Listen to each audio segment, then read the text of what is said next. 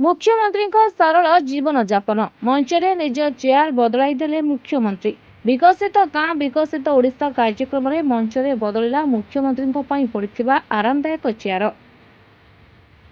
मुख्यमंत्री मंच को आसी प्रथम निज पड़ा आरामदायक चेयर में बसिले किंतु पाखरे अन्य मंत्री विधायक एवं अधिकारी मानक साधारण चेयर पड़ा देखिले और तुरंत पड़ा आरामदायक चेयर उठाई साधारण चेयर पकेबाकू निर्देश देले मुख्यमंत्री।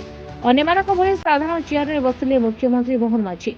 खोर्धा जिला जंकिया ठारे विकसित गाँ विकसित ओडिशा शुभारंभ कार्यक्रम में जोग देइछन्ति मुख्यमंत्री। भुवनेश्वर हरप्रसाद विषय रिपोर्ट रिपोर्टर्स टुडे।